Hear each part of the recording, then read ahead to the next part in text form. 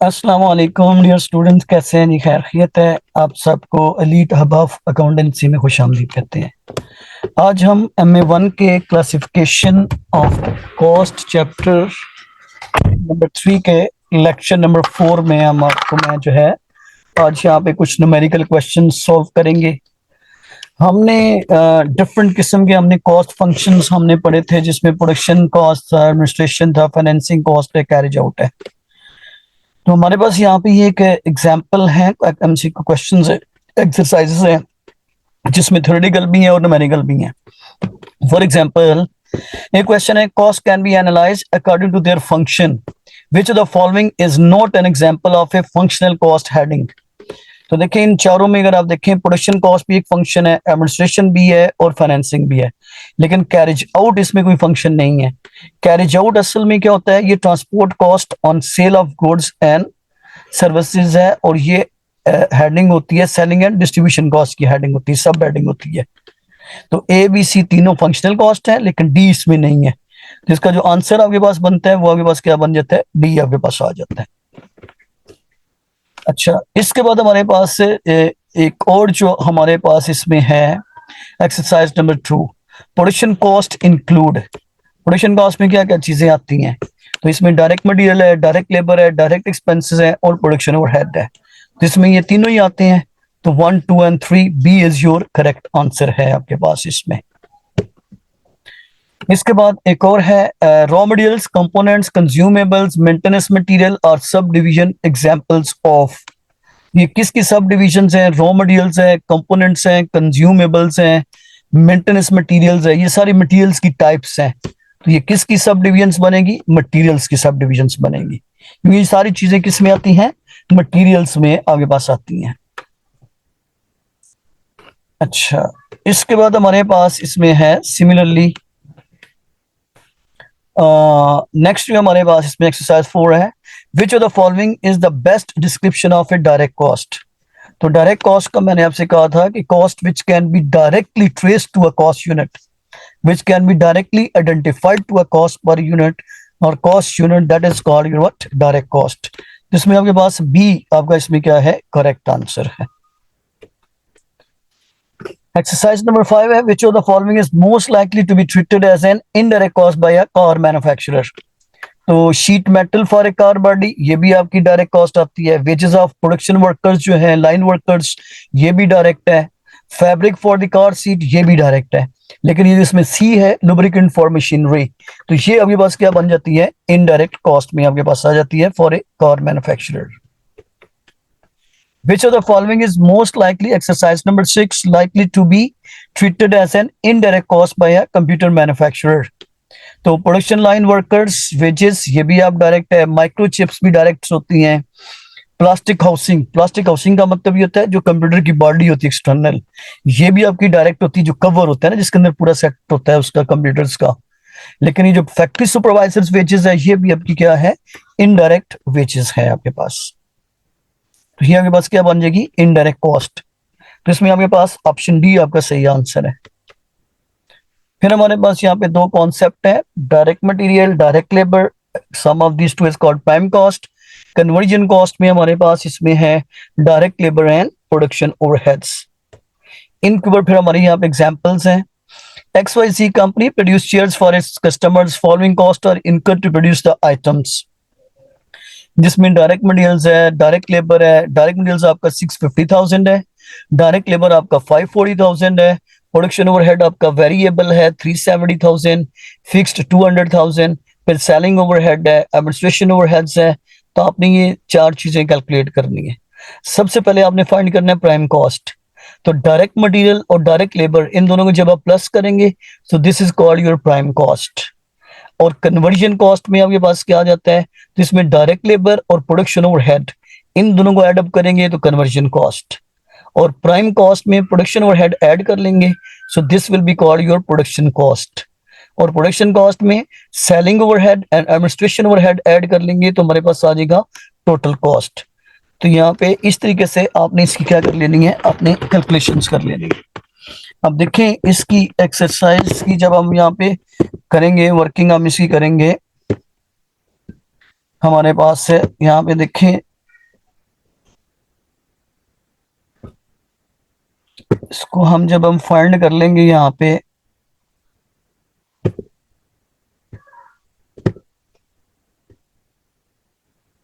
Excel में हम इसको जब हम सॉल्व कर लेंगे तो यहाँ पे देखें, सबसे पहले आपने आपने इसमें निकालनी होती है, जो चीज आप इसमें निकालेंगे वो आपके पास है प्राइम कॉस्ट। तो प्राइम कॉस्ट के लिए आपके पास क्या है, प्राइम कॉस्ट। जब आपने इसमें प्राइम कॉस्ट निकालनी है, इसमें आपने डायरेक्ट मटेरियल आपने ले लेना है, डायरेक्ट मटेरियल। तो डायरेक्ट मटेरियल हमें यहाँ पे कितना दिया हुआ है, हमें यहाँ पे देखें क्वेश्चन में, अगर आप चले जाएं वहां पे क्वेश्चन में अगर आप देखेंगे तो डायरेक्ट मटेरियल आपको क्वेश्चन में दिया हुआ है 650,000 और डायरेक्ट लेबर कितनी दी हुई है 540,000। तो डायरेक्ट मटेरियल हमारे पास आ जाएगा, यहाँ पे देखें डायरेक्ट मटेरियल्स, तो वो हमें यहाँ पे दिया हुआ है 650,000। और डायरेक्ट लेबर आपको दी हुई है, डायरेक्ट लेबर वो आपको दी हुई है, वो आप चेक कर लें। यहाँ पे देखें, जब आप डायरेक्ट लेबर को आप देखेंगे, डायरेक्ट लेबर वो हमें क्वेश्चन में दी हुई है 540,000। 540,000 आपने डायरेक्ट लेबर ले लेनी है, 540,000। इन दोनों को जब हम प्लस करेंगे तो ये हमारे पास आ जाएगी प्राइम कॉस्ट। इनको जब आप ऐड कर लेंगे तो हमारे पास क्या आ जाएगा, प्राइम कॉस्ट हमारे पास आ जाएगा। फिर प्राइम कॉस्ट में आपने क्या ऐड करना है, प्रोडक्शन ओवरहेड। प्रोडक्शन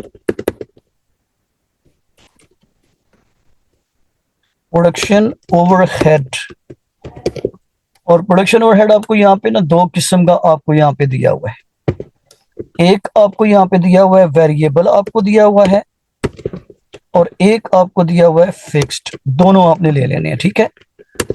ये दोनों आपने इसमें क्या करने हैं, ऐड करने हैं। तो प्रोडक्शन ओवरहेड को आप ले लेंगे, यहाँ पे हमारे पास देखें प्रोडक्शन ओवरहेड हमारे पास दिया हुआ है, वो हमारे पास वेरिएबल है 370,000 और फिक्स्ड हमारे पास कितना है 200,000 है। 370,000 एंड 200,000, 370,000 एंड 200,000 हमारे पास आ गया। अब प्राइम कॉस्ट को और ये जो प्रोडक्शन ओवरहेड है, इन दोनों को जमा करेंगे तो इसको हम कहेंगे, तो ये हमारे पास आ जाएगा total production cost. Total production cost हमारे पास आ जाती है। तो इसको जब हम सम करेंगे, ये तीनों जब ले लेंगे, प्रोडक्शन कॉस्ट आ जाएगी। इसके बाद आपने इसके साथ ऐड करना है selling overhead and admin overheads. इसके बाद हमें देखें, यहाँ पे इसमें दिया हुआ है, ये यहाँ पे चेक करें, हमें दिया हुआ है सेलिंग ओवरहेड है 120,000 और एडमिनिस्ट्रेशन ओवरहेड है 150,000। 120,000 एंड 150,000। तो हमारे पास है सेलिंग ओवरहेड्स है, सेलिंग ओवरहेड्स 120,000 है, and admin overheads, administration overheads, administration overheads वो हमें इसमें दिया हुआ है 150,000। तो इसको इन दोनों के साथ ऐड करेंगे, so then this is called total cost. हम फिर क्या नाम देंगे, टोटल कॉस्ट का नाम देंगे। तो ये हमारे पास आ जाएगी। जब आप इसको प्राइम को आपके साथ जो टोटल प्रोडक्शन कॉस्ट है, इसमें नॉन पीएच आपने ऐड कर देने हैं। ये दोनों आपके जो हैं, इनको हम कहते होते हैं non production overheads. Non production overheads हमारे पास आ जाते हैं। तो इनको जब आप सबको ऐड अप कर लेंगे तो हमारे पास आ जाएगा टोटल कॉस्ट, आपके पास आ जाएगी। इसके बाद हमारे पास एक और कॉन्सेप्ट है जिसको हम कहते होते हैं कन्वर्जन कॉस्ट। कन्वर्जन कॉस्ट, तो ये हमारे पास कन्वर्जन कॉस्ट हमारे पास इक्वल होती है डायरेक्ट लेबर, डायरेक्ट लेबर और प्लस आपने इसमें क्या कर देना है, प्लस करके आपने इसमें नहीं, इसमें आपने प्रोडक्शन ओवरहेड्स को ऐड करना है। प्रोडक्शन ओवरहेड्स को आपने क्या करना है, ऐड करना है। इन दोनों को जब हम ऐड कर लेंगे तो हमारे पास आ जाएगा ये चीज, कन्वर्जन कॉस्ट। अब डायरेक्ट लेबर हमारे पास कितनी क्वेश्चन में दी हुई है, यहाँ पे देखें डायरेक्ट लेबर हमें दी हुई है, ये हम यहाँ पे ले लूंगा, मैं इसको जरा ऊपर कर लूंगा ये, ताकि आपको नजर आ जाए। तो यहाँ पे देखें डायरेक्ट लेबर हमारे पास है 540,000, और इसमें फिर आपने प्लस कर देना है आपने इसमें प्रोडक्शन ओवरहेड्स।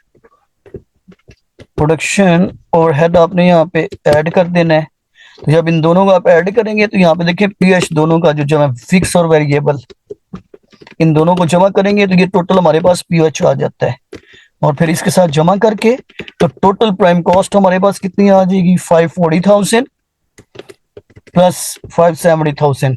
तो कन्वर्जन कॉस्ट हमारे पास कितनी आ जाती है, 111,000। 11,000 1,11,000 बल्कि 11,10,000 आ जाती है। 1.11 मिलियन आपके पास आ जाती है। तो ये आपके पास 11,10,000 आपके पास आ जाती है। तो ये सारी हमारे पास इसमें क्या आ जाती है, रिक्वायरमेंट्स आ जाती है। तो ये इस क्वेश्चन की हमारे पास ही जो हमारे पास रिक्वायरमेंट्स थी, सबसे पहले हमने प्राइम कॉस्ट में निकाली, कन्वर्जन कॉस्ट निकाली, प्रोडक्शन कॉस्ट निकाली और टोटल कॉस्ट हमने निकाली है। तो इसमें अगर आप देखें सबसे पहले हमारे पास प्राइम कॉस्ट है, तो प्राइम कॉस्ट हमारे पास कितनी आ रही है, प्राइम कॉस्ट हमारे पास आ रही है 11,90,000। 11,90,000 ये वाली जो है। इसके बाद सेकंड हमारी क्या रिक्वायरमेंट थी, सेकंड हमारी जो इसमें रिक्वायरमेंट थी वो हमारे पास थी कन्वर्जन कॉस्ट। सेकंड रिक्वायरमेंट क्या थी, कन्वर्जन कॉस्ट थी हमारे पास। तो वो हमने फिर कितनी फाइंड की है, वो हमारे पास आ जाती है 11,10,000। 11,10,000 ये वाली ये कन्वर्जन कॉस्ट है। फिर आपसे प्रोडक्शन कॉस्ट मांग रहे हैं वो हमारे पास 1760, और फिर आपसे टोटल कॉस्ट मांग रहे हैं वो 20,30,000 आ जाती है। तो ये आज के लेक्चर नंबर 4 में बस हमने ये सारे कॉन्सेप्ट्स क्लियर किए कि प्राइम कॉस्ट क्या होती है, कन्वर्जन कॉस्ट क्या होती है, प्रोडक्शन कॉस्ट क्या होती है और टोटल कॉस्ट क्या होती है। तो ये हमारे पास आज के लिए बस इतनी काफी है। थैंक यू वेरी मच, बहुत शुक्रिया। चैनल को लाइक करें और सब्सक्राइब करें इंशाल्लाह। ओके।